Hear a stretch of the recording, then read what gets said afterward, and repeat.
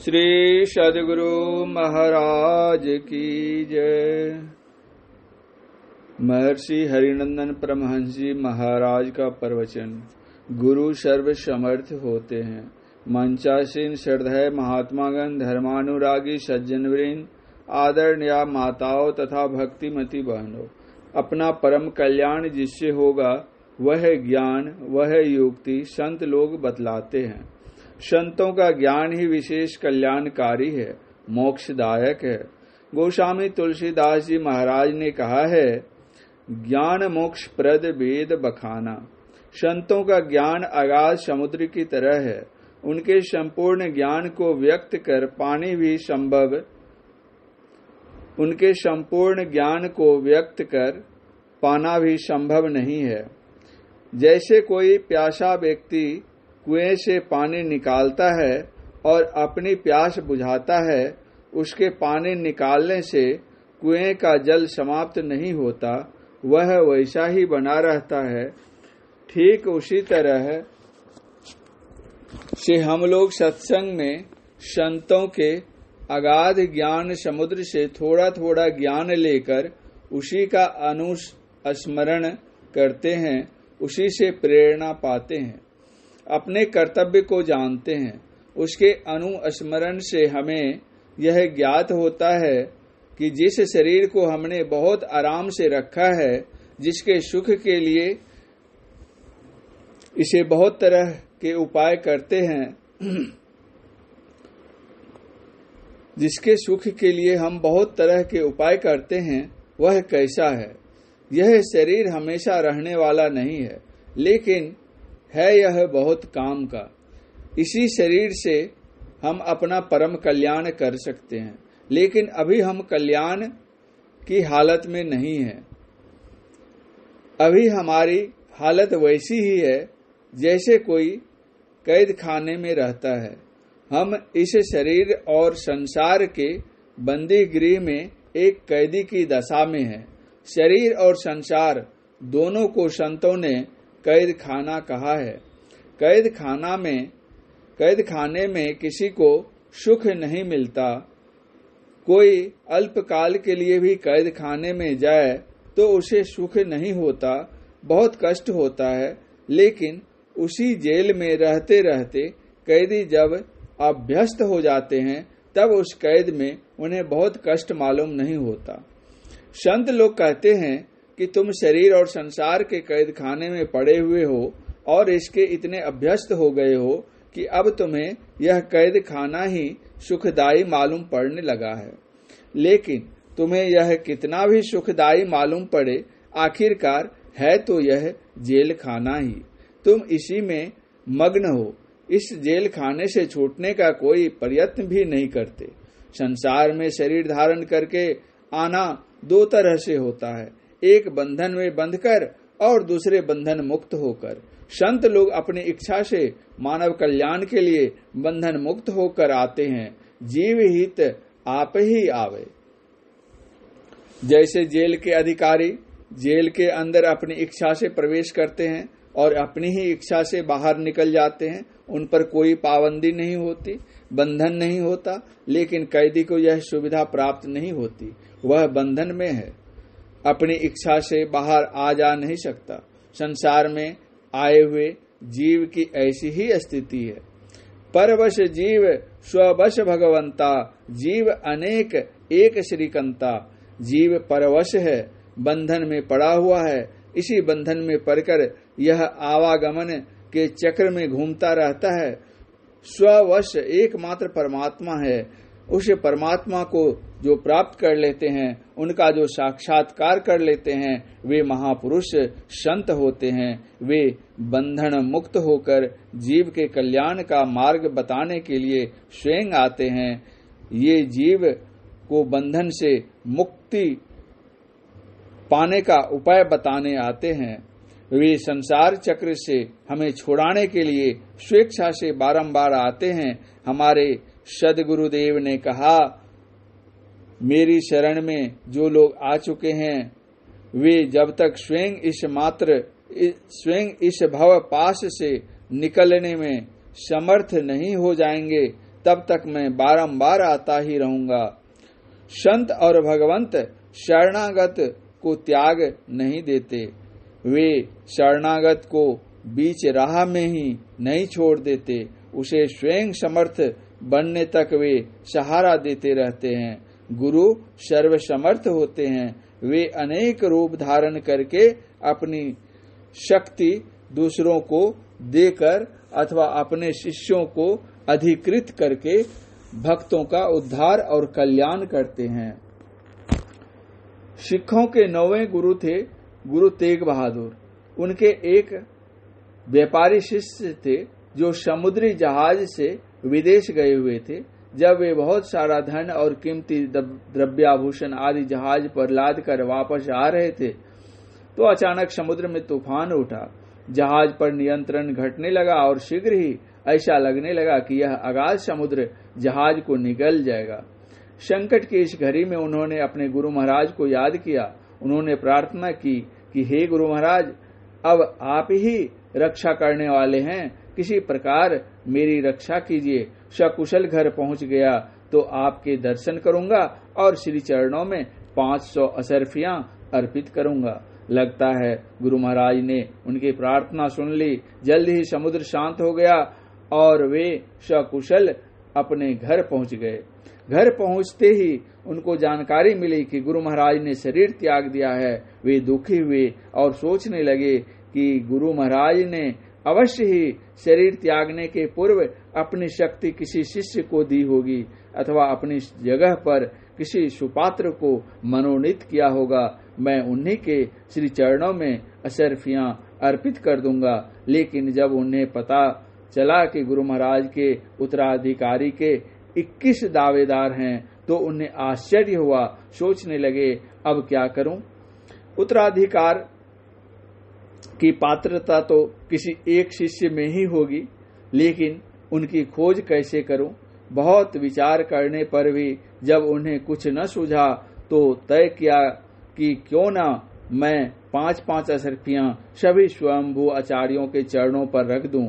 जो वास्तविक आचार्य होंगे वे स्वयं सब समझ जाएंगे। ऐसा निश्चय करके वे सभी के पास गए और सबके चरणों पर 5-5 असरफियां रख आए। स्वयं को गुरु कहने वाले 21 बहुत प्रसन्न हुए। उन्होंने उन्हें आदर दिया और प्रेम पूर्वक बातें की। व्यवसायी शिष्य को विश्वास हो गया कि इनमें से कोई भी गुरु का सच्चा उत्तराधिकारी नहीं है। अब वे क्या करें, यह सोचने लगे। उन्होंने लोगों से पूछा तो ज्ञात हुआ कि और तो कोई नहीं, एक महात्मा है जो स्वयं को गुरु नहीं मानते और गांव घर से अलग हटकर एक कंदरा में ध्यान मग्न रहते हैं। शिष्य के मन में हुआ कि उनसे भी मिलकर देख लूं। वे कंदरा के पास पहुंचे। झांक कर देखा तो पाया कि महात्मा ध्यान मग्न है। वे बाहर ही प्रतीक्षा करने लगे। थोड़ी देर बाद महात्मा जी का ध्यान भग्न हुआ तो कंदरा से बाहर आए। व्यवसायी शिष्य ने उनके चरणों पर भी 5 असरफियां रखी और प्रणाम किया। हैरत से देखते हुए महात्मा जी बोले, तुम मुझे ठगने आए हो। जब तुम्हारा जहाज डूब रहा था तो तुमने अपनी कुशलता की प्रार्थना की थी और कहा था कि इस आपदा से बच जाऊंगा तो 500 असरफियां अर्पित करूंगा, और अब तुम 5 असरफियां लाकर मुझे ठग रहे हो। देखो जहाज को अस्थिर करने में मेरी पीठ का क्या हाल हुआ है। महात्मा जी की पूरी पीठ छिल गई थी। शिष्य ने उनकी बात सुनी और पीठ देखी तो वह जोर जोर से शोर मचाने लगे, सब गुरु झूठे, सच्चे गुरु यहाँ हैं। तब गुरु तेग बहादुर कहने लगे, इस तरह से शोर करोगे तो तुम्हारे मुंह में कालिख लग जाएगी। व्यवसायी शिष्य बोले, अब चाहे जो हो, आप छिपे हुए थे, लेकिन अब हम आपको छिपा हुआ नहीं रहने देंगे। वे भागे भागे अपने घर आए और गुरु के कथनानुसार स्वयं अपने चेहरे पर कालिख पोत कर 2 महले पर चढ़ गए और ढोल पीट पीट कर चिल्लाने लगे, सब गुरु झूठे, सच्चे गुरु मुझे मिले। उनका शोर सुनकर बहुत से लोग एकत्रित हो गए। सबको जिज्ञासा थी। शिष्य 2 महले से नीचे उतरे और उन्होंने सबों को पूरा वृतांत का सुनाया। वृतांत सुनकर सभी लोग गुरु तेग बहादुर जी की शरण में चले गए और धीरे धीरे 21 स्वयंभू आचार्य निष्प्रभ हो गए। ऐसे होते हैं संत सदगुरु, वे अपने आप को छिपा कर रखते हैं। उनकी पहचान सरल नहीं होती।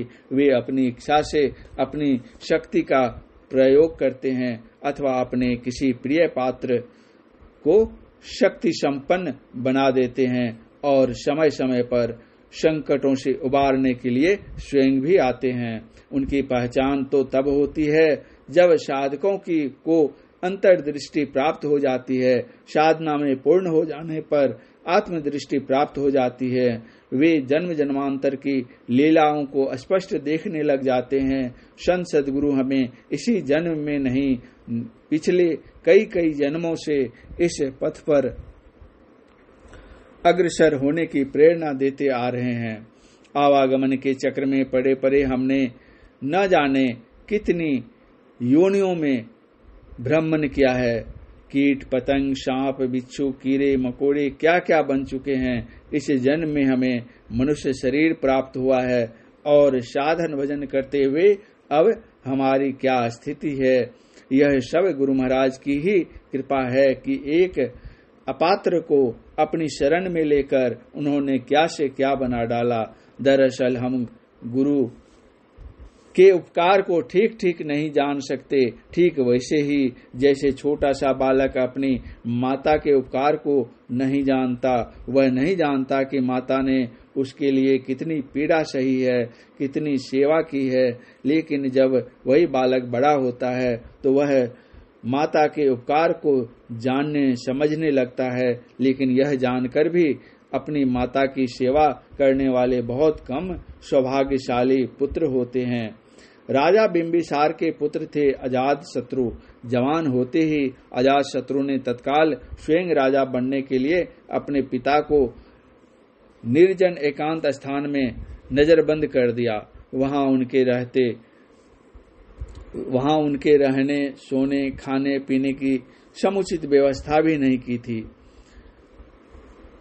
किसी को मिलने की अनुमति नहीं थी। सिर्फ उनकी पत्नी अर्थात राजमाता ही उनसे मिलने जा सकती थी। राजमाता को भी कड़ा निर्देश था कि वह खाली हाथ ही वहां जा सकती हैं। अब राजमाता जब भी अपने पति से मिलने जाती तो चादर में छिपाकर थोड़ा खाद्य पदार्थ साथ ले जाती थी। जब अजातशत्रु को इस बात का पता चला तो उसने अपनी माता को सिर्फ एक साड़ी पहनकर जाने का आदेश दिया और कहा कि आदेश का उल्लंघन होगा तो फिर मिलने की अनुमति नहीं दी जाएगी। इस आदेश के बाद भी राजमाता अपने शरीर पर कुछ खाद्य पदार्थों को चिपकाकर ले जाती, लेकिन उनसे राजा बिंबिसार की क्षुधा शांत न होती। क्रमशः उनका शरीर गलता गया और एक दिन उन्होंने शरीर त्याग दिया। उनकी मृत्यु का समाचार जब मंत्री को मिला उसी समय संयोगवश यह खबर भी आई कि अजातशत्रु को पुत्र रत्न की प्राप्ति हुई है। सभी मंत्रियों ने आपस में सलाह की कि राजा जी को कौन सा समाचार पहले दिया जाए, पिता की मृत्यु का अथवा पुत्र के जन्म का। विमर्श के बाद तय हुआ कि पहले शुभ समाचार ही दिया जाए। सभी मंत्रियों ने उनके पास पहुंचकर पुत्र लाभ की सूचना उन्हें दी। अजातशत्रु इस समाचार से अतिशय प्रसन्न हुए और उन्होंने जन्मोत्सव मनाने के लिए महल को सजाने का, दान पुण्य और पूजा पाठ करने का आदेश दिया। थोड़ी देर बाद ही मंत्रियों ने उन्हें पिता की मृत्यु का संवाद कह सुनाया। पुत्र जन्म के संवाद प्रफुल्लित राजा अजातशत्रु को पिता की मृत्यु की सूचना से तीव्र आघात लगा। वे सोचने लगे, पुत्र जन्म से मैं कितना आनंदित था, ऐसा ही आनंद मेरे जन्म पर मेरे पिताजी को भी तो हुआ होगा। उन्होंने भी ऐसे ही हर्षातिरेक में उत्सव मनाने का आदेश दिया होगा। आज मैंने उसी पिता को अपने दुर्व्यवहार के कारण खो दिया है। मैंने उस स्नेही पिता पर कितना अत्याचार किया, उनके साथ कितना बुरा बर्ताव किया। क्या यही मेरा धर्म था? अजात शत्रु का मन उचाट हो गया और राजकाज के प्रति विराग का भाव उनके मन में उठने लगा। वे भगवान बुद्ध के पास गए और अपने मन की व्यथा उन्हें कह सुनाई। भगवान ने कहा, वत्स, पुत्र का धर्म होता है पिता की सेवा करना, लेकिन अज्ञानवश तुमने वैसा किया नहीं, उल्टे उन्हें कष्ट दिया। वह अवसर तो तुम्हारे हाथ से निकल गया। अब चिंतित और दुखी होने से कोई लाभ नहीं होगा। तुम यही करो कि राजा के कर्तव्य का पालन करो। राजा के लिए प्रजा संतानवत होती है, अतः प्रजा की रक्षा करो। राज्य का संचालन एक सेवक की तरह करो। राजमद में अधर्म मत करो। मैं कह रहा था कि माता पिता का हम पर कितना उपकार है, यह बाल्यकाल में हम नहीं जानते, जवान होने पर जान पाते हैं। किंतु कितने पुत्र ऐसे भी हैं जो यह जानकर भी उनकी सेवा नहीं करते। ठीक उसी तरह गुरु महाराज के उपकार को भी हम लोग ठीक ठीक नहीं जानते। जब साधन भजन करते करते उन्हीं की कृपा से हमें अंतर्दृष्टि प्राप्त हो जाएगी, तब हम देखने लग जाएंगे कि गुरु महाराज सिर्फ इस जीवन में ही नहीं, जन्म जन्मांतर से हमारी रक्षा करते आ रहे हैं। गुरु के उपकार को वे ही जान पाते हैं जो पूर्ण हो जाते हैं। संत कबीर साहब की वाणी देखिए, वे अपने गुरु के संबंध में क्या कहते हैं। सतगुरु की महिमा अनंत, अनंत क्या उपकार, लोचन अनंत उघारिया, अनंत दिखावन हार। सतगुरु की महिमा अनंत है, उनके उपकार का अंत नहीं है। संसार में हम बहुत लोगों से उपकृत होते हैं, लेकिन गुरुदेव के सामने और कोई उपकारी नहीं है। गुरुदेव के समान और कोई उपकारी नहीं है। उनके गुणों का वर्णन कर पाना संभव नहीं है। संत कवि साहब के वचन में ही आया है, सब धरती कागज करो, लेखन सब बन राय, सात समुद्र की मसी करो, गुरु गुण लिखा न जाए। वे कहते हैं कि पूरी धरती को कागज, संपूर्ण समुद्र के जल को स्याही और बड़े बड़े जंगलों में जितनी भी लकड़ियां हैं सबको कलम बना लूं, तब भी गुरु के गुणों को लिख पाना संभव नहीं होगा। उनके गुणों की समाप्ति नहीं होगी। हम लोगों का आशय ही कुछ पुण्य, हम लोगों का अवश्य ही कुछ पुण्य रहा होगा कि ऐसे संत सदगुरु के दर्शन, उनकी सेवा का अवसर हमें इस जन्म में भी प्राप्त हुआ। सदगुरु ने अपनी शरण में हमें रखकर कृतार्थ किया।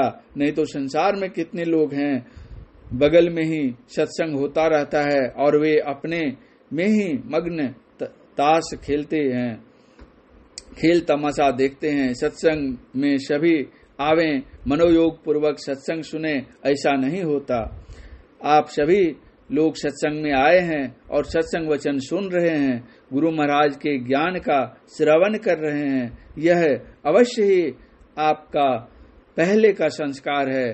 पहले का संस्कार ही आपको प्रेरित करके यहाँ ले आया है। गुरु महाराज की शरण में हम लोग पहले से ही हैं, इसी जन्म में उनकी शरण में है, ऐसा नहीं। यह जन्म जन्मांतर का संस्कार है, इसीलिए इस संस्कार का पलड़ा भारी है। हम संसार में हैं, स्वाभाविक है कि संसार के संस्कार का प्रभाव भी हम पर हो, किंतु जन्म जन्मांतर के संस्कार का प्रभाव हम पर अधिक है और उसी सबल संस्कार के कारण हम गुरु महाराज द्वारा बताए मार्ग पर चलने को प्रस्तुत हैं। यह भी सच है कि अभी हम में यह क्षमता नहीं है कि हम आर पार देख सकें, लेकिन गुरु महाराज हमें बड़े प्रेम और स्नेह से समझाते हैं कि बेटा, आवागमन के चक्र में पड़कर तुम बहुत दुख भोग चुके हो, बहुत कष्ट झेल चुके हो। अब अपना कल्याण करने का यह अवसर तुम्हें प्राप्त हुआ है, इसलिए चेतो और चेत कर इस काम में लग जाओ। पूजा पाठ, यज्ञ, हवन आदि के लिए सांसारिक सामग्री की आवश्यकता होती है, लेकिन ध्यान भजन के लिए तुम्हें कुछ भी नहीं चाहिए। केवल भक्ति भाव, मनोयोग और दृढ़ निश्चय चाहिए। यह सबसे होने योग्य है, राजा महाराजा से भी और दीनहीन जन से भी। गुरु महाराज का ज्ञान सबके लिए है। वे सबको समान रूप से एक ही ज्ञान देते हैं, सबको एक ही पथ दिखाते हैं, एक ही रास्ते पर चलने के लिए प्रेरित करते हैं। इसके लिए किसी बाहरी उपकरण की आवश्यकता नहीं है, बल्कि बाहर में जो कुछ प्राप्त है उसे भी ध्यान के समय मन से हटा देने को कहते हैं। मन से जो कुछ पकड़े रहते हो उसको मन से हटाकर अलग कर रखो, तब ध्यान होगा। यदि उसको मन से पकड़े रहोगे तब ध्यान बनेगा नहीं। राधा स्वामी संप्रदाय के जो प्रथम गुरु थे उनका नाम सेठ शिव दयाल सिंह जी था।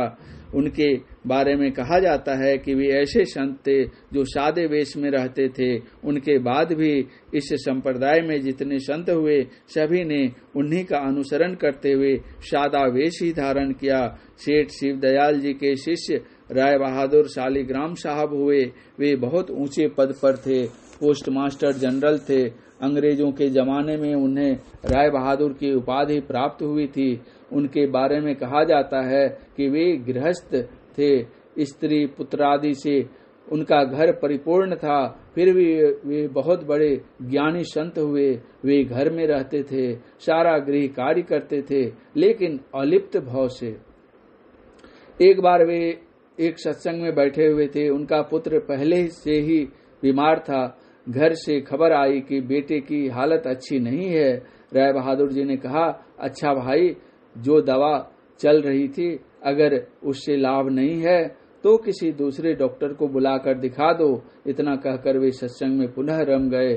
थोड़ी देर बाद फिर खबर आई कि अब हालत और भी गंभीर हो गई है, घर बुलाया है। वे बोले, मैं घर जाकर उसे कुछ लाभ पहुंचा सकूं ऐसा तो संभव नहीं, इसलिए जो चिकित्सा संभव हो करो, जहां तक हो सके उसकी सेवा में भी कमी न होने दो।